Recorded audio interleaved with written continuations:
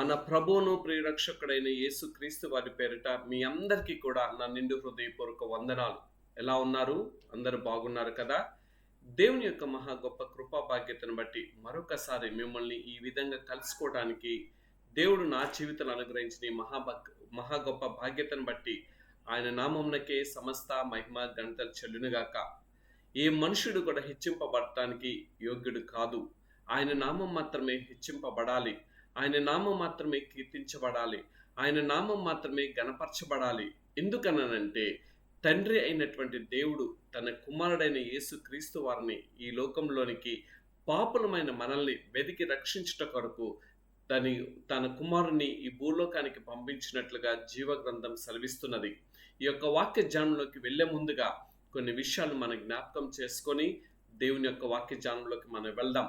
మీరందరూ కూడా ఆరోగ్యవంతులుగాను శక్తిని కలిగి దేవుని నామాన్ని మహింపరుస్తూ ఉన్నారని నేను సంతోషిస్తూ ఉన్నాను. ఎందుకనంటే మనుషులు మన శరీర వాంఛలను ప్రక్కన పెట్టి ఆత్మీయ వాంఛలో మనం ఉన్నప్పుడు దేవుని యొక్క స్వకీయమైన కుమారుడుగా కుమార్తెగా మనం అంగీకరించబడతాం. అదే గనక మన శరీర వాంఛల కొరకు ఆత్మీయ జీవితాన్ని ప్రక్కన పెట్టి మనం ఎంత ప్రార్థన చేసినప్పటికీ దాని వలన ఉపయోగం అనేది ఉండదు. ఈ యొక్క డిసెంబర్ మాసం ప్రత్యేక రీతిగా అందరూ కూడా చాలా సంతోషంగా ఉండాలని, ఆరోగ్యవంతులుగా ఉండాలని, దేవుడు మన కొరకు ఉదయించి ఉన్నాడు, మన కొరకు తన కుమారుని పంపించి ఉన్నాడనే ఆనందంలో మనం క్రిస్మస్ దినాల్లో ఉన్నాం. ఈ క్రిస్మస్ ఆనందాన్ని ఈ యొక్క సంవత్సరం అంతా కూడా మనం కలిగి ఉండాలని, రాబోతున్న నూతన సంవత్సరంలో నూతన వరవడితో దేవుని యొక్క ఆత్మ కొరకు మనం ఆరాట పడేవారుగా ఉండాలని, దేవుని యొక్క వాక్యాన్ని మనం అనేక రీతిలుగా మనం ధ్యానించేవారుగా ఉండాలని, దేవుని యందు ఎక్కువ సమయాన్ని గడిపేవారుగా రానున్న నూతన సంవత్సరంలో ఉండాలని, అంత మాత్రమే కాదు, మొదటిగా మన శరీర వాంఛలను ప్రక్కన పెట్టి ఆత్మీయ తృష్ణ కలిగిన వారిగా మనం ఉండాలని దేవుడు ఇష్టపడుతున్నాడు. అందు నిమిత్తమే ఈ యొక్క వాక్యము మన కొరకు ఈ దినం ప్రకటించబడుతున్నది. ఈ యొక్క వాక్యాన్ని ధ్యానం చేసే ముందుగా కూడా ఇదిగో ఈ క్రైస్తవులందరికీ కూడా మరొకసారి ఈ క్రిస్మస్ మరియు నూతన శుభాకాంక్షలు తెలియచేస్తున్నాను. ఎందుకు అనంటే క్రీస్తు మన కొరకు ఉదయించి ఉన్నాడు అనేది అది సత్యం. కానీ చాలా మంది అంటారు డిసెంబర్ 25వ తారీఖున మాత్రమే ఆయన వచ్చి ఉన్నాడని. ఏదైనా రుజువు పరిశుద్ధ గ్రంథంలో ఉన్నదా అని అంటే దాని గురించి అయితే పరిశుద్ధ గ్రంథంలో లేదు. కానీ కొన్ని ఆనవాళ్ళను బట్టి చాలా మంది పెద్దలు కూర్చొని ఆత్మీయ యొక్క ధ్యానంలో వారు ఉంచి ఏదో ఆ యొక్క పరిస్థితులను బట్టి, కాలానుగుణాన్ని బట్టి, అక్కడున్న వాతావరణ పరిస్థితులన్నిటిని బట్టి వారు ఒక దినాన్ని ఏర్పాటు చేయడం జరిగింది. కానీ డిసెంబర్ 25వ తారీఖున మాత్రమే యేసుక్రీస్తు ప్రభు పుట్టినవారు అని చెప్పి దాని గురించి అవహేళన దయచేసి చేయవద్దని మీ యొక్క సహోదరుడిగా చేతులెత్తి నేను వేడుకుంటున్నాను. ఎందుకనంటే ఏదో ఒక దినం అనేది యేసుక్రీస్తు ప్రభు వారు నీ కొరకు నా కొరకు వచ్చున్నాడు, అది ప్రాముఖ్యమైనది. రెండోది, నశించిపోతే మన జీవితాలని వెతికి రక్షించడం కొరకు ఆయన వచ్చున్నాడు, అదొకటి మాత్రం మనం గమనించాలి తప్ప ఏదో ఆ దినమే వచ్చున్నారనేది వాక్యాన్ని చూపించండి అని మితండ వాదము చేసేవారుగా క్రైస్తవులు ఉండవద్దని నేను కోరుకుంటున్నాను. ఇది ఒక శుభ మాసము కాబట్టి శుభముతో మనం జీవితాలు ఉండాలి, ఆనందంతో మన జీవితాల ముందుకు వెళ్ళాలి. దేవుని యొక్క వాక్యాన్ని మనం ధ్యానం చేసుకుంటూ దేవుని సన్నిధిలో గడుపుతూ మన రాబోతున్నటువంటి నూతన సంవత్సరాన్ని దేవుని యొక్క ఆత్మతో నడిపించబడినప్పుడు అది మన కుటుంబాలకి దీవెనకరంగా ఆశీర్వాదకరంగా మార్చబడుతుంది. కాబట్టి అర్థం చేసుకుంటున్నారని నేను కోరుకుంటున్నాను. ఈ దినము దేవుని యొక్క వాక్య ధ్యానాన్ని కొద్దిసేపు మనం ధ్యానం చేసుకుందాం. గడిచిన ఒక మాసము 2 మాసముల నుండి క్రైస్తవులమైన మనందరం కూడా క్రీస్తు మన కొరకు ఉదయించి ఉన్నాడని చెప్పి అనేక విధాలుగా మనం సంతోషంతో ఆనందంతో దేవుణ్ణి స్తుతిస్తూ ఉన్నాము, దేవుణ్ణి గణపరుస్తూ ఉన్నాము, దేవుని యొక్క నామాన్ని మనము హెచ్చిస్తూ ఉన్నాము. కానీ దానితో పాటుగా ఈ లోకానుసారమైనటువంటి ఆచారాలను కూడా వెళ్ళిపోతున్నటువంటి క్రైస్తవులుగా మనం ఉన్నాము. దయచేసి లోకానుసారమైన ఆచారములను ప్రక్కన పెట్టి మన ఆత్మతో మనం దేవుణ్ణి వెతికినప్పుడు నిజమైన క్రిస్మస్ ఆనందాన్ని మనము అనుభవించగలుగుతాము. ఈ క్రిస్మస్ ఆనందాన్ని అనుభవించేటువంటి ఈ శుభ సమయంలో కొన్ని విషయాలు నేను మీతో పంచుకోవాలని నేను ఇష్టపడుతున్నాను. తండ్రి అయినటువంటి దేవాతి దేవుడు తన కుమారుడైన యేసుక్రీస్తు వారిని శరీర రీతిగా ఎందుకు ఈ భూలోకానికి ఆయన పంపించి ఉన్నాడు అనే విషయాన్ని ఈ దినం జ్ఞాపకం చేసుకుందాం. క్రిస్మస్ గురించి దైవజనులు అనేక విధమైన దేవుడిచ్చినటువంటి ఆత్మ ప్రేరేపణను బట్టి వారు మాట్లాడుతున్నారు.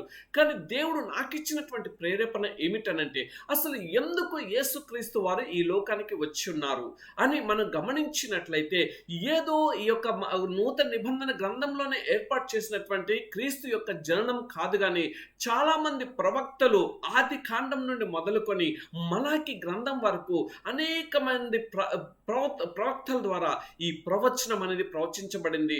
లోకరక్షకుడు రాబోతున్నాడని, పాపులను రక్షించుట కొరకు ఆ రక్షకుడు వస్తున్నాడని, ఆ రక్షకుడి యొక్క ఆగమనం ద్వారా లోకంలో శాంతి సమాధానము కలుగుతుంది అని చెప్పేసి, ఆ చీకటి బంధకంలో ఉన్నటువంటి ఆ బంధకములను విడిపించుట కొరకు, నిత్యమైన రాజ్యానికి చేర్చుట కొరకు, వెలుగుని మన బ్రతుకులో అనుగ్రహించటం కొరకు యేసుక్రీస్తు ప్రభుల వారు ఈ లోకానికి ఏతెంచున్నాడనే విషయము ముందు మనం జ్ఞాపకం చేసుకోవాలి.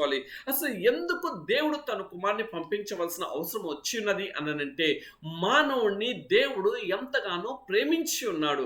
ఎంతగా అనంటే, తన రూపంలో ఆయన చెక్కుకున్నంత విధంగా ఆయన యొక్క జీవవాయువుని మానవుడికి ఇచ్చిన విధంగా, తన కుమారుడిగా తను అంగీకరించిన విధంగా, ప్రతిదినము ఆయనే దిగివచ్చి తన కుమారునితో సత్సంబంధాలు కలిగి ప్రేమ అనుబంధాలను ఆయన పంచుకుంటూ, ఆయనకు ఆ కుమారుని మీద కలిగిన ప్రీతిని ఆయన తెలియచేస్తూ ముందుకెళ్తున్నటువంటి ఆ సందర్భంలో, ఆయన ఏర్పరచుకున్నటువంటి కుమారుడు తన తండ్రి మాటను విడిచిపెట్టి తను యొక్క సొంత మార్గంలోకి వెళ్ళినప్పుడు దేవుని యొక్క మనసు ఎంతగానో తల్లడిల్లిపోయింది.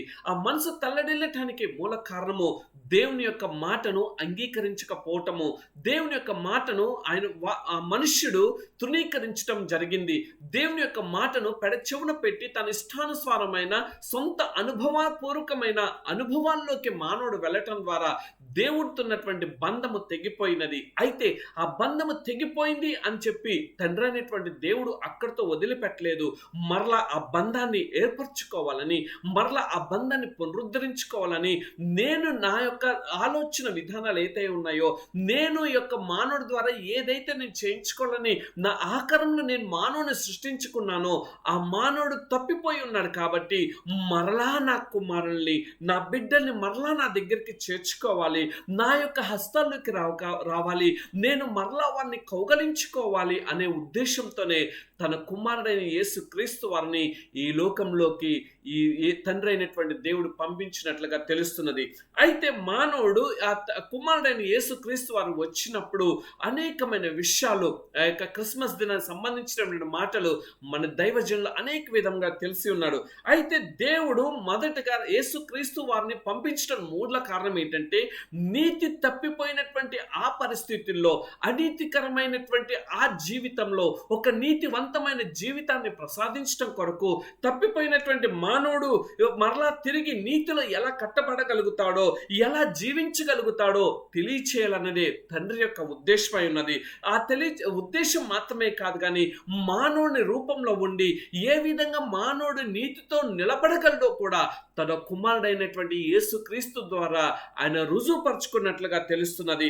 ఈ లోకంలో యేసుక్రీస్తు ప్రభువు వారు 33.5 సంవత్సరంలో ఆయన జీవించి ఉన్నాడు. ఆయన జీవించినంత కాలంలో ఈ లోకంలో ఉన్నటువంటి ఈ భౌతికకరమైన జీవితమే కాదు, ఆత్మీయమైన జీవితము, ఆ నిత్య రాజ్యం కొరకు, పరలోక రాజ్య వారసులుగా మానవుని సిద్ధపరచడం కొరకు, ఆ పరలోక రాజ్యంలో మానవుని స్వాతంత్రత అనుగ్రహించడం కొరకు, మూడోదిగా ఆయన ప్రతిరూపాలైనటువంటి మానవుని మరలా ఆయన రూపంలోకి మార్చుకోవాలన్న ఉద్దేశంతో తన కుమారుడైనటువంటి యేసుక్రీస్తు వారిని ఈ లోకానికి పంపించినట్లుగా తెలుస్తున్నది. యేసుక్రీస్తు వారిని పంపించక ముందు యోహాను గారిని ఈ లోకంలోకి పంపించి యోహాను గారి ద్వారా అనేకమైన మాటల్ని తెలియచేసినప్పటికీ మానవుడు ఆ యొక్క యోహాను గారి మాటలు వినలేకపోయి ఉన్నారు. ఇది నేను చెప్పటం కాదండి. రండి మత్తయి సువార్త 21వ అధ్యాయము 32వ వచనం మనం గమనించినట్లయితే ఈ విధంగా రాయబడింది. యోహాను నీతి మార్గంన మీ యొద్దకు వచ్చెను. యోహాను గారు ఎలా వచ్చాడో తెలుసండి. ఒక నీతి మార్గంన ఈ లోకానికి వచ్చినాడు. తన తండ్రి అయినటువంటి జకర్యా గారు ఎంతో గొప్ప మంచి యాజకుడండి.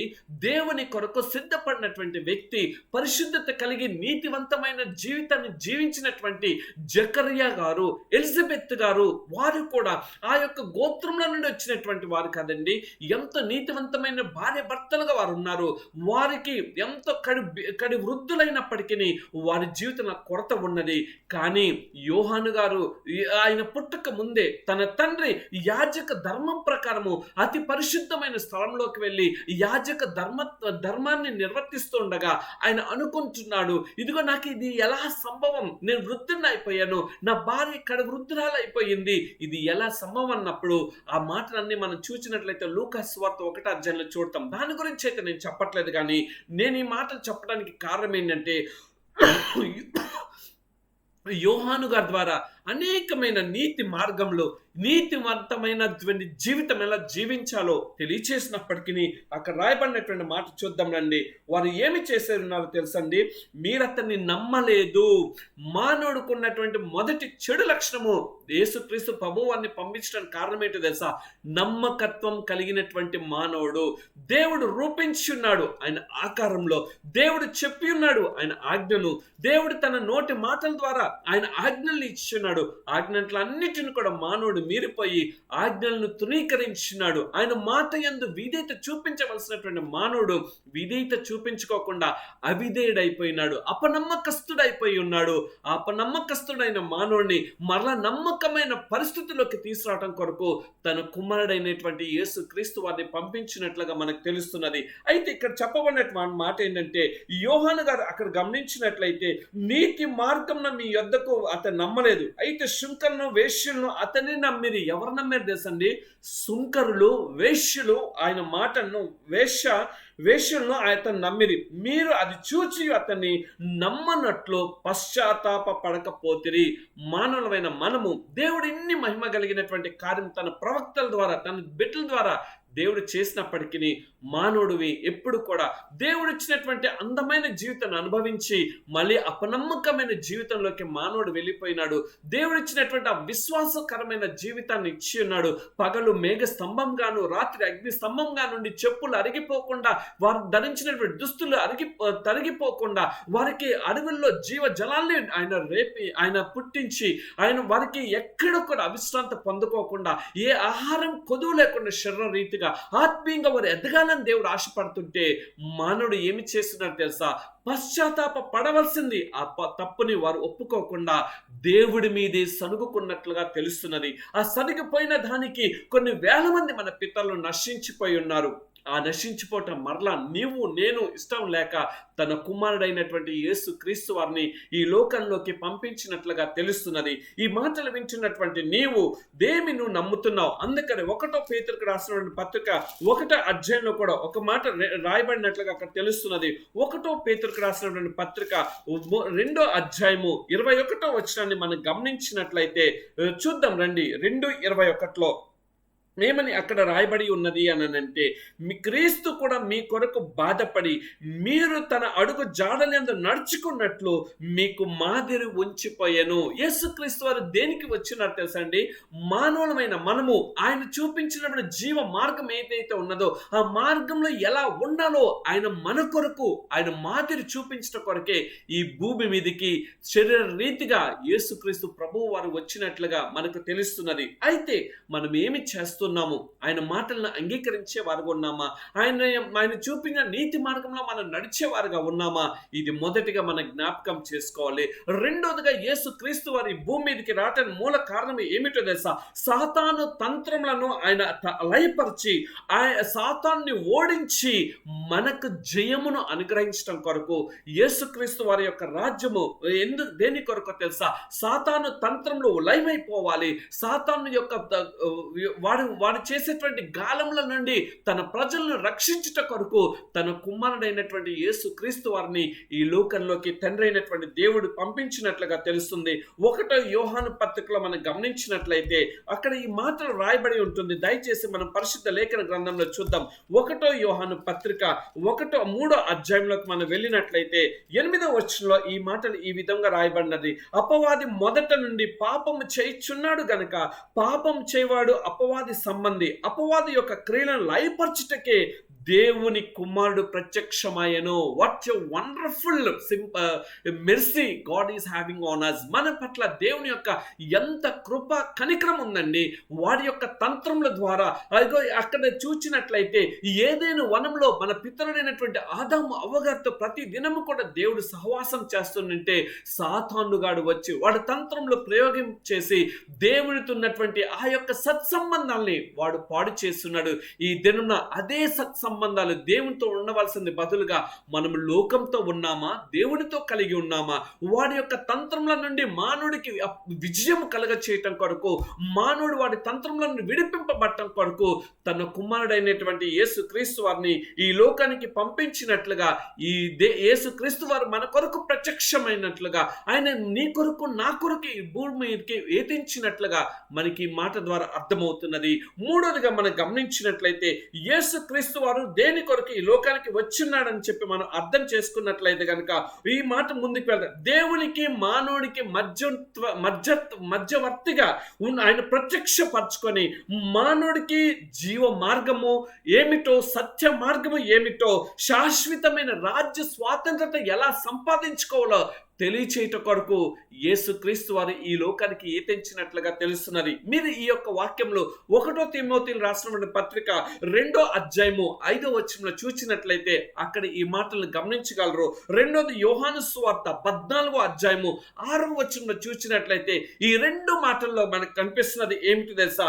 ఆయన దేని కొరకు వచ్చినాడంటే దేవునితో మానవుడికి ఏర్పడినటువంటి ఆ యొక్క బంధం అనేది ఏదైతే సన్నగిల్లిందో తిరిగి ఆ బంధాన్ని పునర్జీవాన్ని కలిగించటం కొరకు, ఆ బంధం మరలా తిరిగి ఏర్పరచటం కొరకు ఒక సత్యమైన మార్గంలో, ఒక నీతికరమైన మార్గంలో ఆయన మరలా తన యొక్క సత్య మార్గాన్ని ఆ శాశ్వత రాజ్యంలో మానవుడిని చేర్చట కొరకు. ఎందుకనంటే ఆయన ఆకారంలో మనల్ని చేసుకున్నాడు. ఆయన యొక్క జీవాన్ని మనకి ఇచ్చిన్నాడు కాబట్టి ఆ జీవాన్ని పాడు చేసుకోవటం ఆయనకి ఇష్టం లేదు కాబట్టి తన ఏకైక కుమారుని ఆ యొక్క సమస్త సింహాసనాన్ని ప్రక్కన పెట్టి ఒక రిక్తునిగా ఈ లోకానికి తండ్రి అయినటువంటి దేవుడు ఈ లోకానికి పంపించినట్లుగా తెలుస్తున్నది.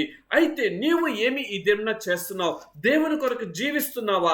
దేవుని మార్గాన్ని విడిచిపెడుతున్నావా? దేవుని కొరకు జీవించి ఆ సత్య మార్గంలో ఉండుట కొరకే నా కొరకు యేసుక్రీస్తు ప్రభువు వారు ఈ లోకానికి వచ్చినాడనే విషయం తెలుసుకుంటున్నావా? నన్ను ఆ సత్య మార్గంలో నిలిచి ఉండుట కొరకే సత్య జీవముతో కూడుకున్నటువంటి అనేకమైన సత్వాక్కులు నా కొరకు తెలియచేస్తున్నాడనే విషయము మానవుడిగా నువ్వు నేను గ్రహిస్తున్నావా? ఇదే ఈ క్రిస్మస్ దినం దేవుడు నీకు నాకు తెలియచేస్తున్నది ఏంటో తెలుసా? జీవమును సత్యమును ఆయన కలుగ చేయట కొరకే, నీతి మార్గంలో నువ్వు నేను ఉండుట కొరకే ఆయన కుమారుడైనటువంటి యేసుక్రీస్తు వారిని ఈ లోకానికి పంపించినట్లుగా తెలుస్తున్నది. తర్వాత విషయం గమనించినట్లయితే కొలసీలకు రాసిన పత్రిక 1వ అధ్యాయము 15వ వచనంలో ఎందుకొరకు తన కుమారుని పంపించినాడో అక్కడ ఒక మాట రాయబడి ఉంటుంది. ఆయన అదృశ్య దేవుని స్వరూపి అయి సర్వ సృష్టికి ఆది సంభూతుడై ఉన్నాడండి. ఆయన ఆది సంభూతుడై ఉన్నాడండి. సర్వ సృష్టిని ఏలుతున్నటువంటి మహారాజు కాబట్టి ఆ రాజు బిడ్డలమైన మనము ఆయన యొక్క రాజ్య వ్యాప్తిలో మనం చేర్చబడటం కొరకు ఆయన తన కుమారుడైనటువంటి యేసుక్రీస్తు వారిని వారిని ఈ లోకంలోకి పంపించినట్లుగా మనకి ఈ మాట ద్వారా అర్థమవుతున్నది. అయితే నువ్వు అర్థం చేసుకోగలుగుతున్నామా? ఆ అదృశ్య దేవుని, ఆ సర్వ సృష్టికర్త అయినటువంటి దేవుని యొక్క ప్రేమను గ్రహించగలుగుతున్నావా? అందుకని యోహాను సువార్త 3వ అధ్యాయం 16వ వచనంలో రాయబడి ఉంటుంది కదా, మనకి అందరికీ బాగా తెలిసినటువంటి మాటే. దేవుడు లోకమును ఎంతో అంటే అక్కడ ఎంతో అన్న దానికి ఎక్కడ కూడా కొలమానం లేదు. కాగా తన అద్వితీయ కుమారుని విశ్వాసం నిలిచి అనే మాటలు చెప్తూ మనకి అనుగ్రహించట కొరకు తన కుమారుని ఈ లోకానికి పంపించినట్లుగా తెలుస్తున్నది. అయితే నువ్వు అది గ్రహించగలుగుతున్నావా? ఏదో ఆచారపరమైన క్రిస్మస్ దినాన్ని మనం చేసుకుందాం, ఏదో పిండి వంటలు వండుకుందాం, నూతన వస్త్రాలు ధరించుకుందాం అని చెప్పి నువ్వు అనుకుంటున్నావు. నేను కాదు అని నేను అన్ను. అది సంతోషంతో మనం చేసుకోవాలి. కానీ నిజమైన సంతోషం ఏమిటో తెలుసా? ఎందు నిమిత్తం యేసుక్రీస్తు వారు ఈ లోకానికి ఏతించున్నాడో అది మనం గ్రహించగలిగితే అదే నిజమైన క్రిస్మస్. ఆ దానిలో మనం ఆరాధించగలిగితే, ఆ యొక్క దేవుడు పంపించిన విధానాన్ని మనం గుర్తెరిగినట్లయితే అదే క్రిస్మస్ ఆనందం అని ఈ మాటల ద్వారా మనకు అర్థమవుతున్నది. తర్వాత విషయం ఏమిటో తెలుసా? To do the will of the father, తండ్రి యొక్క చిత్తం నెరవేర్చట కొరకు తన కుమారుని ఈ లోకానికి, తన కుమారుడైనటువంటి యేసుక్రీస్తు వారిని తండ్రి అయినటువంటి దేవాతి దేవుడు ఈ లోకంలోకి పంపించినట్లుగా తెలుస్తుంది. యోహాను సువార్తలోకి మనం వెళ్ళినట్లయితే 6వ అధ్యాయంలో ఒక మాట అక్కడ రాయబడి ఉంటుంది. దయచేసి అందరూ చూడాలని నేను కోరుకుంటున్నాను. యోహాను సువార్త 6వ అధ్యాయము 38వ వచనంలో ఈ విధంగా రాయబడి ఉన్నది. దయచేసి చూడమని నేను కోరుకుంటున్నాను. ఏమని ఉన్నది అని అంటే, నా ఇష్టంను నెరవేర్చుకుంటకు నేను రాలేదు, నన్ను పంపిన వాని చిత్తం నెరవేర్చుటకే పరలోకము నుండి దిగి వచ్చి తిని. యేసుక్రీస్తు ప్రభువుల వారు ఎక్కడి నుండి వచ్చారో తెలుసండి? పరలోకం నుండి వచ్చి ఉన్నాడు. ఎంత గొప్ప కృపాభాగ్యత అండి. ఎక్కడో మనుషుడు పాపం చేసుకొని ఆ యొక్క భార్య, ఆ యొక్క స్త్రీ పురుషుల యొక్క కలయిక ద్వారా వచ్చినటువంటి వ్యక్తుడు కాదండి. పరలోకం నుండి ఈ భూమికి ఎటువంటి అపవిత్రత తాకకోకుండా, ఎటువంటి అపరిశుద్ధత అంటుకోకుండా, ఎటువంటి అసత్యమైన రీతిలో ఆయన ఈ లోకంలోకి ఏతించలేదండి. ఆయన సత్య స్వరూపుడిగా ఈ లోకానికి వచ్చినాడు. ఆయన ఒక పరిశుద్ధుడిగా ఈ లోకానికి వచ్చినాడు, ఒక పవిత్రుడిగా ఈ లోకానికి వచ్చినాడు. అయితే నువ్వు ఏమి గ్రహించగలుగుతున్నావో ఈ మాట ద్వారా మనం తెలుసుకోవాల్సింది ఏంటో తెలుసా? వచ్చినటువంటి ఆ కుమారుడైనటువంటి యేసుక్రీస్తు వారు, ఇగో నా యొక్క సొంత ఇష్టానుసారంగా నేను నెరవేర్చుకోవటానికి భూమి మీదకి రాలేదు, నన్ను పంపించి నా తండ్రి యొక్క చిత్తము నెరవేర్చట కొరకే నేను ఈ భూమి మీదకి ఏతించి ఉన్నానని చెప్పి ఎంత గొప్ప ఆదరణ నీకు నాకు కలిగిస్తున్నాడు. ఆయన చిత్తం నెరవేర్చవలసిన బాధ్యత నీకు నాకు లేదా? ఆయన చిత్తానుసారమైన జీవితం జీవించవలసిన బాధ్యత మనకు లేదా? ఏదో ఆచారపరమైనటువంటి పండుగగా అన్యులు చేసుకుంటున్నట్లుగా చేసుకోవాలని దేవుడు నీ దగ్గర నుండి నా దగ్గర నుండి కోరుకోవట్లేదు. కనీసం క్రిస్మస్ దినమునందైనా కానీ మన దేవుని యొక్క చిత్తాన్ని నెరవేర్చట కొరకే. లేకపోతే ఈ దినంలో ఏమైపోయిందో తెలుసా? నా సంఘము ఇంత అలంకరించుకున్నాము, నా సంఘానికి ఇన్ని వందల మంది వస్తున్నారు, ఇన్ని వేల మంది వస్తున్నారు, అది కాదు దేవుడు కోరుకుంటున్నది. దేవుడు కోరుకుంటున్నది ఏమిటో తెలుసా? ఆయన చిత్తమును నెరవేర్చట కొరకు కుమారుడైనటువంటి యేసుక్రీస్తు వారు ఈ లోకానికి వచ్చిన్నాడు అనేది మొదటిగా మనం త్రికరణ శుద్ధితో అంగీకరించే వారుగా ఉండాలి. మనం మనపూర్వకంగా అంగీకరించాలి, మన హృదయపూర్వకంగా అంగీకరించాలి. అది మొదట మనం గమనించాలి. ఇందుకొరకే యేసుక్రీస్తు ప్రభుల వారు ఈ లోకానికి వచ్చినట్లుగా తెలుస్తున్నది. నా తర్వాత విషయం చూచినట్లయితే ఆయన దేని కొరకు వచ్చినాడో తెలుసా? టు సేవ్ ది సిన్నర్స్, అంటే పాపులను రక్షించుట కొరకు. అందుకని లూకా సువార్త 10:19 ఉంటుంది, నశించిపోతున్న వాణ్ణి వెతికి రక్షించుట కొరకు. అంటే పాపములైన మనల్ని రక్షించుట కొరకు తన కుమారుడైనటువంటి యేసుక్రీస్తు వారిని ఈ లోకంలోకి పంపించినట్లుగా తెలుస్తున్నది. అందుకని 1 తిమోతి రాసిన పత్రిక 1వ అధ్యాయము 15వ వచనంలో ఈ మాట రాయబడి ఉన్నది. పాపం రక్షించుట కొరకు యేసుక్రీస్తు ఈ లోకంలోకి వచ్చాను. దేని కొరకు వచ్చాడు తెలుసా అండి? నీవు నేను అంధకారంలో అనగా చీకటిమయము అనగా పాపంలో మగ్గిపోతున్నాం, శరీరము ఏచ్ఛలను పెంపొందించుకుంటూ ఆత్మీయంలో మనము గుడ్డివారం అయిపోయామండి. ఆత్మీయ జీవితంలో మనం భ్రష్టులం అయిపోయాం. కాబట్టి మరలా భ్రష్టకరమైన మన జీవితాన్ని పారద్రోలి వెలుగుమయమైనటువంటి తన రక్షణ బాధ్యతను అనుగ్రహించడం కొరకు తన కుమారుడైనటువంటి యేసుక్రీస్తు వారిని ఈ లోకానికి తండ్రి అయినటువంటి దేవుడు పంపించినట్లుగా మనకు అర్థమవుతున్నది. తర్వాత విషయం మనం గమనించినట్లయితే ఎందు నిమిత్తము ఆయన వచ్చినాడనే విషయాన్ని ఇంకా ముందుకు వెళ్ళి మనం చూచినట్లయితే హెబ్రీయులకు రాసిన పత్రికలోకి మనం వెళ్దాం. హెబ్రీయులకు రాసిన పత్రిక 9వ అధ్యాయము 26వ వచనంలో మనం గమనించినట్లయితే ఈ విధంగా ఈ మాటలు ఇక్కడ రాయబడి ఉన్నది. హెబ్రీయులకు రాసిన పత్రిక 9వ అధ్యాయము 26వ వచనంలో ఈ మాటలు ఈ విధంగా ఉన్నాయి. చూద్దామండి. అట్లైన ఎల్లా జగత్తు పునాది వేయబడినది మొదలుకొని ఆయన అనేక పర్యాయంలో శ్రమ పడవలసి వచ్చును. అయితే ఆయన యుగ యుగన సమాప్తి యందు తన్ను తానుగా బలిగా అర్పించుకుంట వలన పాప నివారణ చేటుకై ఒక్కసారే ప్రత్యక్షపరచబడెను. ఎంత గొప్ప కృపా భాగ్యత అండి. పాపమును సమస్త దుర్నీతి నుండి మనల్ని విడుదల కలిగించడం కొరకు, సమస్త పాప భోగముల నుండి మానవుని విడుదల కలిగించి ఆ శాశ్వతమైన రాజ్యంలో మనల్కి అందరికీ కూడా తన బాధ్యతను అనుగ్రహించడం కొరకు తన కుమారుడైనటువంటి యేసు క్రీస్తు వారిని ఈ లోకంలోకి పంపించినట్లుగా మనకు తెలుస్తున్నది. ఇది మనం గుర్తెరుగుతున్నామా, లేకపోతే ఇంకనూ కూడా మనం గుడ్డివారిగా ఉంటున్నామా? దయచేసి మాటల ద్వారా మనం గమనించవలసింది ఏంటంటే, పాపినైన నన్ను నా తండ్రి అయినటువంటి దేవుడు నన్ను ప్రేమించాడు కాబట్టే తన అద్వితీయమైన కుమారుని ఆ పాప బంధకముల నుండి, ఆ పాపపు శాప బంధకముల నుండి విడిపించట కొరకే తన కుమారుని పంపించినాడని మనం గుర్తెరిగిన వారిగా ఉండాలని దేవుడు కోరుకుంటున్నాడు. తర్వాత విషయం చూచినట్లయితే తన కుమారుని ఎందుకు ఈ లోకానికి పంపించినాడని మనం గమనించినట్లయితే, to bring light to the darkness life. మన యొక్క జీవితము, ఈ లోకం అనే ఈ యొక్క పాపపు జీవితము, చీకటిమయమైనటువంటి జీవితాన్ని ఒక వెలుగులోకి నడిపించడం కొరకు, అందుకనే చీకటితో నిండినటువంటి లోకమునకు వెలుగిచ్చట కొరకు దేవుడు తన కుమారుడైనటువంటి యేసు క్రీస్తు వారిని పంపించినట్లుగా తెలుస్తున్నది. నా యందు విశ్వాసమించు ప్రతి వాడును చీకటిలో నిల్చుండుకుంటున్నట్లు నేను, అనగా యేసు క్రీస్తు వారు ఈ లోకమునకు వెలుగుగా వచ్చి ఉన్నాడండి. ఆయన దేని కొరకు వచ్చాడు తెలుసండి? చీకటి పరమైన బ్రతుకుల నుండి వెలుగును అనుగ్రహించట కొరకు తన కుమారుడైనటువంటి యేసు క్రీస్తుని ఒక వెలుగుగా ఈ లోకానికి పంపించినాడు. ఆయన జన్మించినప్పుడు వెలుగు వచ్చిందండి. ఆయన జన్మించినప్పుడు ఆ నక్షత్రం ద్వారా చీకటితో ఉన్నటువంటి లోకానికి ఆ నక్షత్రం ద్వారా ఒక గొప్ప వెలుగు కలిగినట్లుగా తెలుస్తున్నది. ఒక గొప్ప మార్గము చూపించినట్లుగా తెలుస్తున్నది. ఒక గొప్ప వ్యక్తిని కలుసుకోవటానికి ఆ నక్షత్రము కనుగొన్నట్లుగా తెలుస్తున్నది. అయితే నా ప్రియ సహోదరుడా, నా ప్రియమైన సహోదరి, ఈ మాటల ద్వారా నువ్వు గమనించవలసింది ఏమిటి తెలుసా? నా కొరకు నా తండ్రి ఎంత ప్రేమించాడో తెలుసా? చీకటిమయమైన నా బ్రతుకుని వెలుగుగా మార్చట కొరకు తన కుమారుని ఈ లోకానికి పంపించినాడనే విషయము నువ్వు గుర్తెరగాలి. అందు నిమిత్తమే తన కుమారుని ఈ లోకానికి పంపించినట్లుగా తెలుస్తుంది. అందు నిమిత్తమే యేసు క్రీస్తు ప్రభుల వారు నీ జీవితంలో నీకు వెలుగునివ్వటానికి, మన జీవితంలో ఒక వెలుగుమయంగా మార్చట కొరకే ఆయన వచ్చున్నాడనే విషయం మనం గుర్తెరగాలని దేవుడు కోరుకుంటున్నాడు. తర్వాత మనం కొద్ది ముందుకు వెళ్ళినట్లయితే ఎందు నిమిత్తం ఆయన వెలుగుగా ఇవ్వాలని అనుకుంటున్నాడంటే, యోహాను సువార్త 15వ అధ్యాయంలోకి మనం వెళ్ళినట్లయితే అక్కడ ఒక మాట మనకి కనిపిస్తుంది. 15వ అధ్యాయము 22వ వచనంలో ఈ మాట ఈ విధంగా రాయబడి ఉంది. నేను వచ్చి వారికి బోధింపకుండిన ఎల్లా వారికి పాపము లేకపోవటం ఇప్పుడైతే వారి పాపము మిశ్రలేదు. అనగా పాపం అనే బంధకంలో నిండిపోయినటువంటి మానవుడిని ఓ పాపం నుండి విడుదల కలిగించడం కొరకు నేను తెలియచేయటం కొరకే నేను వచ్చిన్నానని ఈ మాట ద్వారా మనకి అర్థమవుతున్నది. తర్వాత ఇంకా కొద్ది ముందుకెళ్ళినట్లయితే తన తండ్రి అయినటువంటి దేవాతి దేవుడు తన కుమారుడైనటువంటి యేసు క్రీస్తు వారిని ఎందు నిమిత్తం పంపించినాడు తెలుసా?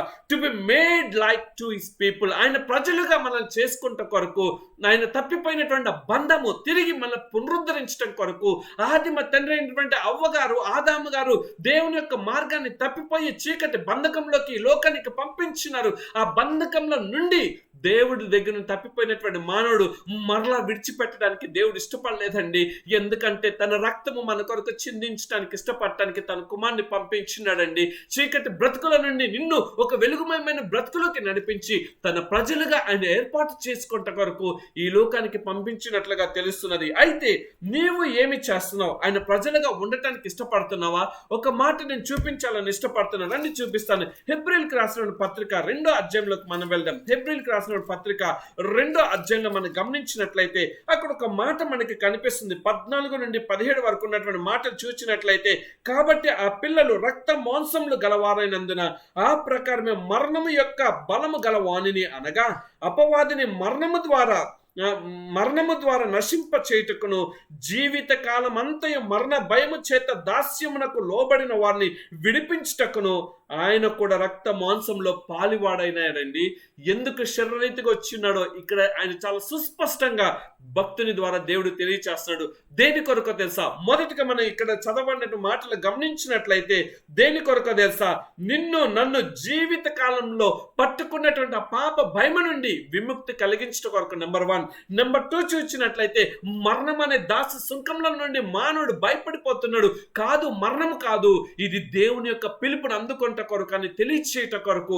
మూడోదిగా గమనించినట్లయితే ఆయన యొక్క మనల్ని ఆ దాస్యానికి లోబడిపోయినటువంటి మనల్ని విడిపించట కొరకు, అంటే ఏదైతే మన జీవితాల్ని పట్టి మన దేవుని యొక్క బంధం నుండి దూరం చేసిందో దాని నుండి విడిపించి మరలా ఆ బంధానికి దగ్గరికి చేర్చాలని తండ్రి అయినటువంటి దేవుడు కోరుకున్నట్లుగా తెలుస్తున్నది. అందుకొరకే తన కుమార్ని ఈ లోకానికి పంపించాం. దాని కొరకే ఆయన ప్రజలుగా నిన్ను ఏర్పాటు చేసుకుంట కొరకే తన కుమార్ని ఈ లోకానికి పంపించినట్లుగా తెలుస్తున్నది. తర్వాత విషయం చూసినట్టే to destroy the devil and his works, సాతాను యొక్క తంత్రములను లయపరచట కొరకు, వాడు చేసే కుయుక్తుల నుండి మానవుడైన తన ప్రజల్ని రక్షించట కొరకు యేసుక్రీస్తు ప్రభు వారిని తండ్రి అయినటువంటి దేవుడు ఈ లోకాల్లోకి పంపించినట్లుగా తెలుస్తున్నది. సాతాను రాజ్యాన్ని వాడి క్రియలను లయపరచట కొరకే అని ఈ మాటల ద్వారా అర్థమవుతున్నది కదా. అందుకని 1 యోహాను పత్రికలోకి మనం వెళ్ళినట్లయితే అక్కడ కూడా మనకు ఒక మాట కనిపిస్తున్నది. 1 యోహాను పత్రిక 3వ అధ్యాయంలోకి ఇందాక చదవబడినటువంటి మాటల్లోనే ఉంది కదండి. 3:8 అక్కడ రాయబడినటువంటి మాట ఏమిటో చూద్దాము. అపవాది వాడు పాపంతో మానవుడిని పాపందాము అనే దాస సుంకలలో వాడు ముంచివేసి ఉన్నాడు. ఆ ముంచినటువంటి మానవుడిని తన కుమార్తెని విడుదల కలగజేసి మరలా ఆ నిత్యత్వంలోకి నడిపించట కొరకు, వాడి యొక్క బంధకంలో నుండి తన ప్రజలను రక్షించట కొరకు, ఏ మానవుడైతే దేవుని యొక్క బంధాన్ని పాడు చేసుకొని దేవుని యొక్క బంధానికి దూరం అయిపోయి ఉన్నాడో ఆ పాపము ఆ దాని నుండి విడిపించట కొరకు తన కుమారుని ఈ లోకానికి పంపించినట్లుగా మనకు తెలుస్తున్నది. తర్వాత విషయం గమనించినట్లయితే ఎందుకు తండ్రి అయినటువంటి దేవాతి దేవుడు తన కుమార్ని లోకానికి పంపించినాడో విషయాన్ని నేను తెలియచేయాలనుకుంటున్నాను. దేనికో తెలుసా?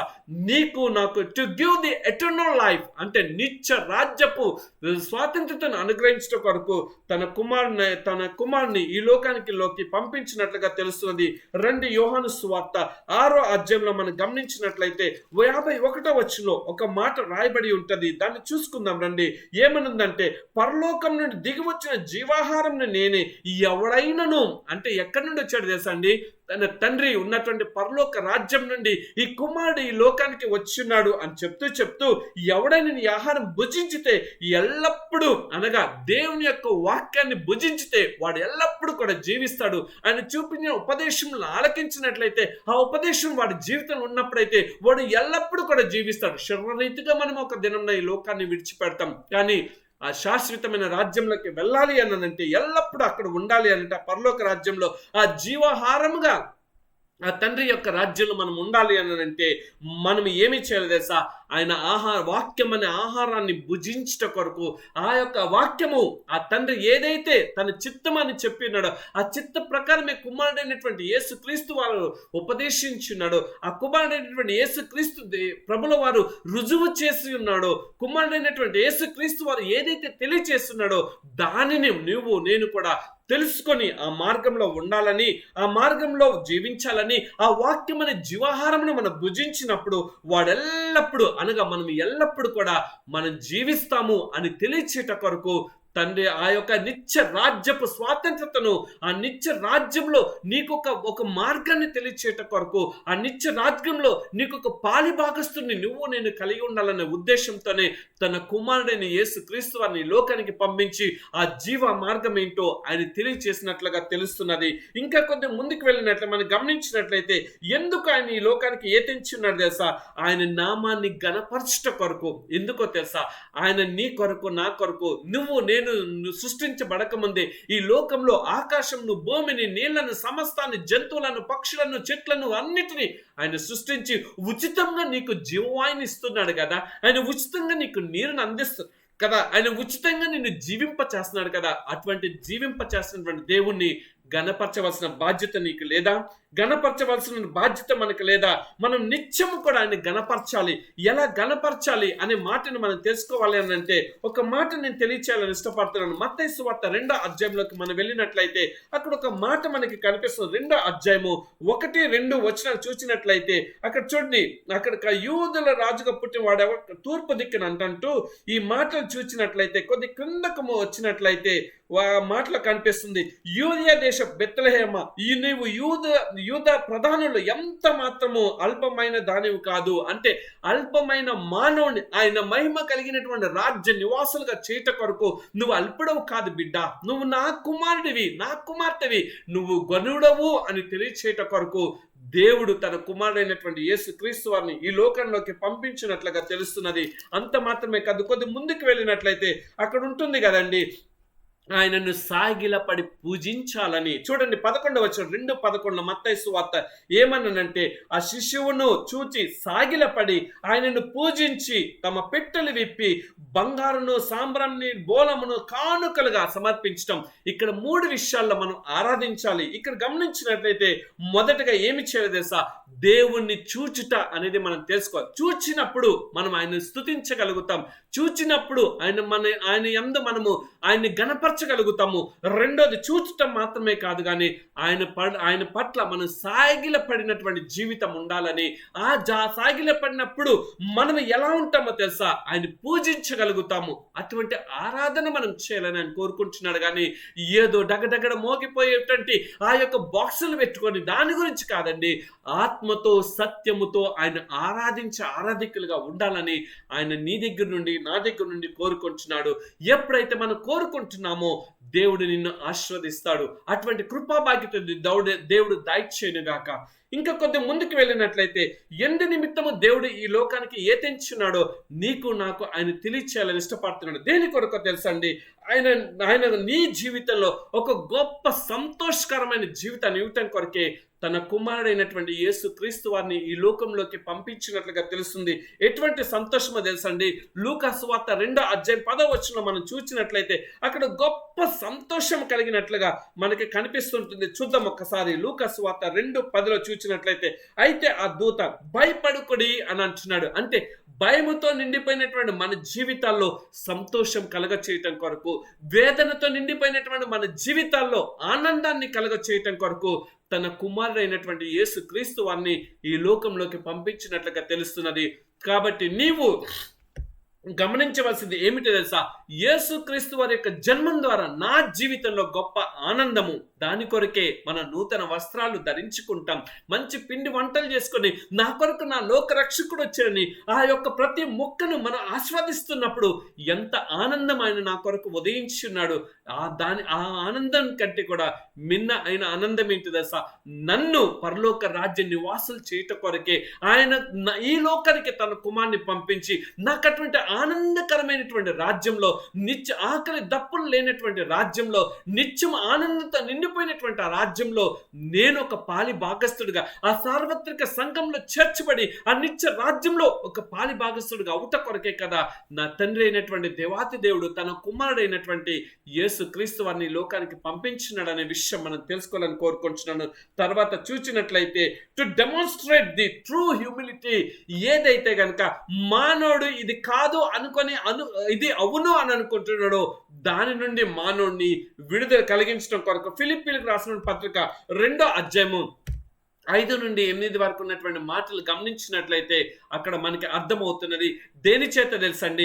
మానవుడికి ఏంటంటే మానవుడు ప్రేమించలేటువంటి పరిస్థితుల్లో, మానవుడిని హత్తుకోలేనటువంటి పరిస్థితుల్లో, మానవుడిని ఆదరించలేనటువంటి ఇటువంటి నిస్సహాయకరమైన స్థితిలో మానవుడు ప్రేమ ఏంటో తెలుసుకోవాలని, ఆయన జాలి ఏంటో తెలుసుకోవాలని, ఆయన కనికరం ఏంటో తెలుసుకోవాలని, ఆయన దయాగుణం ఏంటో తెలుసుకోవాలని అది తెలియచేయట కొరకే తన కుమారుడైనటువంటి యేసు క్రీస్తు వారిని ఈ లోకంలోకి తండ్రి అయినటువంటి దేవుడు పంపించినట్లుగా తెలుస్తున్నది. ఇంకా చూచినట్లయితే ఎందుకు తన కుమారుని ఈ లోకానికి పంపించినాడంటే సత్య సువార్తను తెలియచేయటం కొరకు, అనగా అప్పుడు వరకు ఉన్నటువంటి తన యొక్క భక్తులందరి చేత, తన యొక్క ప్రవక్తలందరి చేత తెలియచేసేటప్పటికీ మానవుడు అది గ్రహించలేక మూర్ఖుడైపోయి ఉన్నాడండి. మానవుడు అది గ్రహించలేకుండా దేవుని యొక్క ఉగ్రతకు లోనైపోకూడదన్న ఉద్దేశంతో మరలా ఆ ఉగ్రత రాకముందే మానవుడు మరలా తన తండ్రిని గుర్తెరుగుతాడని, తన తండ్రి యొక్క సన్నిధిలో ఉండేవాడుగా ఉంటాడని చెప్పి ఆ యొక్క మంచి సత్య సువార్త ప్రకటించడం కొరకు తన కుమారుడైనటువంటి యేసు క్రీస్తు వారిని ఈ లోకంలోకి పంపించినట్లుగా తెలుస్తున్నది. ఇంత సువార్త కలిగినటువంటి ఆ పరలోకపు రాజ్యం నుండి వచ్చినటువంటి ఆ క్రిస్మస్ ఆనందాన్ని నిజంగా నువ్వు అనుభవించాలి అని అంటే, నా ప్రియ సహోదరుడు, నా ప్రియమైన సహోదరి, నూతన వస్త్రంలో కాదు, నేను కాదు అని నేను అన్ను, అది మంచిది, సంతోషము. రెండోదిగా ఏమిటి తెలుసా, ఏదో అలంకరించుకోవటం కాదు, కానీ నీ హృదయ అలంకరణ, నీ మనస్సు అలంకరణ, నీ ఆత్మీయ అలంకరణ సంపాదించుకొని ఆ నిత్య రాజ్యంలో చేర్చబట్ట కొరకే తన కుమారుడు వచ్చిన్నాడనే విషయాన్ని గమనించి నీ యొక్క ఆత్మీయ జీవితాన్ని ఆయన కట్టుకోవాలని ఈ యొక్క క్రిస్మస్ దినంన దేవుడు నిన్ను నన్ను ప్రేమతో హెచ్చరిస్తూ ఉన్నాడు. నిన్ను నన్ను ప్రేమతో ఆదరిస్తూ ఆ ప్రేమ కలిగి జాలిగినటువంటి మాటలు చెప్తున్నారు. ఈ మాటల ద్వారా మన జీవితాన్ని దేవుని కొరకు సమర్పించుకుందామా? ఆ నిజమైన క్రిస్మస్ ఆనందాన్ని మనం అనుభవిద్దామా? లేకపోతే ఇంకా కూడా ఏదో ఆచారపరమైన క్రిస్మస్ లో మనం ఉండిపోతూ మన జీవితం ఇలానే ముందుకు దొర్లిద్దామా? దానివల్ల ఏమి ఉపయోగం లేదు. ఇప్పటికైనా సరే మన నిజమైన క్రిస్మస్ లో ఆనందంలోకి రావాలని దేవుడు కోరుకుంటున్నాడు. అటువంటి కృపా భాగ్యత దేవుడు మనందరికీ దయచేయును గాక. ఆమేన్. రండి చిన్న ప్రార్థన చేసుకొని మనం ముందుకు వెళ్ళిపోదాం. సర్వోన్నతుడా, సర్వశక్తిమంతుడా, మా గొప్ప ప్రియ పరలోకపు తండ్రి, ఈ యొక్క పండుగ దినమున నాయన మీరు మా కొరకు, నా కొరకు, నశించిపోతున్న నన్ను వెతికి రక్షించట కొరకే ఈ లోకానికి ఏతెంచున్నారని చెప్పి మీ కుమారుడైన యేసు క్రీస్తు వారిని బలివ్వటానికి ఇష్టపడి, ఇదిగో నాయన నశించిపోతున్న నా బ్రతుకుని, నశించిపోతున్న మా జీవన మార్గాన్ని నాయన ఇదిగో సజీవమైన మార్గం నడిపించడం కొరకు మీ కుమారుడైనటువంటి యేసు క్రీస్తు వారిని పంపించున్నారు. ఎంత ప్రాముఖ్యమైన మాటలు మీరు మాకు తెలియచేస్తున్నారు. ఆ మాటలు యందు మేము నిల్చుండే కృపా భాగ్యత దయచేయండి. అయా మేమందరం కూడా కొన్ని దినాల్లో నూతన వస్త్రంలోకి నన్ను ప్రవేశించబోతున్నాం. నూతన ఆత్మతో, నూతన శక్తితో, నూతన మార్గంలో, నూతన జీవ మార్గంలో మేము నడవటానికి సత్యమేంటో గ్రహించి ఆ సత్య మార్గంలో జీవించగలిగే కృపా భాగ్యత దయచేయమని, అయా మా అందరికీ మంచి ఆయురారోగ్యాలతో నింపమని, సంతోషంతో, ఆనందంతో ప్రభా ఈ యొక్క క్రిస్మస్ దినంన మేము మీ అందు స్తుతించగలిగే కృపా భాగ్యత మీరు మాకు ఇచ్చినందుకు మీకు వందనాలు చెల్లిస్తూ, మీరు రాకడ ఆలస్యమైతే ప్రభా మరలా నాయన మేమందరం కలుసుకొని మిమ్మల్ని స్తుతిస్తూ, మహింపరుస్తూ, గణపరిచే కృపా భాగ్యత మాకు అనుగ్రహించమని మీ దయగలిగిన హస్తాలకు మమ్మల్ని అందరినీ కూడా అప్పగించుకుంటూ నా ప్రభువును ప్రియరక్షకుడైన యేసు క్రీస్తు వారి పేరిట ఈ ప్రార్థన అడిగి వేడుకొంచున్నాను తండ్రి. ఆమేన్. తండ్రి దయ, కుమారుని ప్రేమ, పరిశుద్ధాత్మ అన్యోన్య సహవాసం మనందరికీ తోడై ఉండును గాక. Amen, amen, amen. మంచిది నా ప్రియ సహోదరుడా, నా ప్రియమైన సహోదరి, మీ అందరికీ కూడా మరొకసారి ఈ యొక్క క్రిస్మస్ శుభాకాంక్షలు మరియు అడ్వాన్స్గా నూతన సంవత్సర శుభాకాంక్షలు తెలియచేస్తూ మీ దగ్గర నుండి సెలవు తీసుకుంటున్న మీ యొక్క ఆత్మీయ సహోదరుడు Kalapala Sanjay. Thank you very much. God bless you all. Shalom. మీ అందరికీ నా హృదయపూర్వక వందనాలు.